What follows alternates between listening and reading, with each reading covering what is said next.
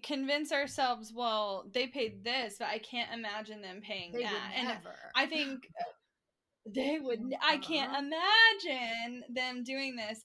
And I have two client examples, and I know there's more, but I think of Bonnie. She specifically had a select number of social media clients. Some she was charging as little as like $250. Yeah. $200. Yeah. I think $250. Alarmingly low. And she wanted to transition. Now, I will say that, like, you're human. And so, like, if you're looking at your roster and you're like, I can't imagine so-and-so paying, but maybe so-and-so could pay. Okay, then let's start there. Like, why do we have to assume everything's all or nothing? And it's not like your clients are calling each other and being like, right, I'm paying this. and What are you she paying? went from 250 No to one. 1750. Yeah. So like, right.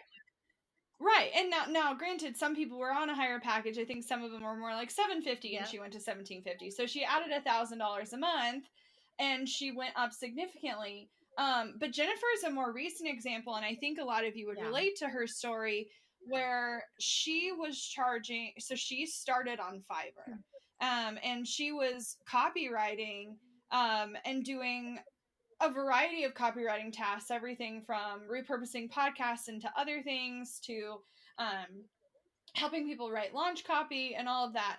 But she really did an audit on how much time it was taking to fulfill on that service, and realized how little she was ultimately getting paid for the service, because she wasn't charging hourly. She was charging a flat rate, which I love flat rates if they make sense.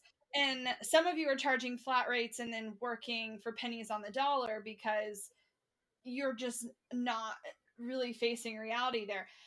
But there is an amazing end to that story. She renegotiated with, I think, just one person, and she completely replaced her previous salary with one reoccurring client.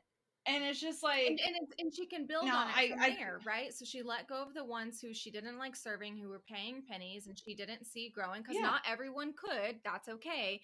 But the cool realization that Bonnie had is, oh, wait, for every one new client now, I was needing 3 clients back then, 2.5 to 3 clients back then. And so our brain has to start to rewire in our expectations of how many clients, because I also think service providers do this all the time, of like, it's the same sort of vanity metric I feel like marketers have, where it's like, oh, I worked with 7,000 clients this year and I am so good because I worked with a ton of people. Like, it's not, what if you like, just worked with quantity 7? doesn't make much difference. Right. Well, and so Emily Jane is another great example. Okay, so maybe some of you are not as fearful about charging high prices. Emily Jane, now her full service is $65K. But this one client she brought in a little early before she had totally figured stuff out. And this is like a long engagement. This is like a 6+ month project. And she only charged $18,000, which I know some of you are literally falling over. But this is a big project. This is a big project, really big project, like to the point where she can probably only realistically handle 1 to 2 more clients. So like, because of that, she can't. A year. Yeah. So because of that, she wasn't going to be able to make enough. Anyway, there was an event that happened in that office, and she wanted to do an add-on service. She really felt like they needed it. She felt like it was fully necessary to equip them for their future. Now she's in a very unique niche, all around safety and emergency management and stuff like that. But she came into the group like paralyzed about putting her price out there, because she brought them in at this rate that was so much lower for this really long package. And this thing, while it would be on an accelerated timeline, was like just as much work, if not more. And ultimately, she charged more than her 6-month package.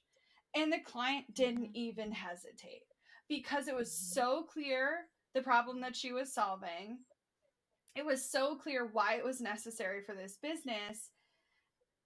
and why do we assume stuff about our clients? Like, I just don't understand. And so, like, I want you to know that it happens at every price point. Like, I don't care if you're charging $75 for a thing or $20K for a thing.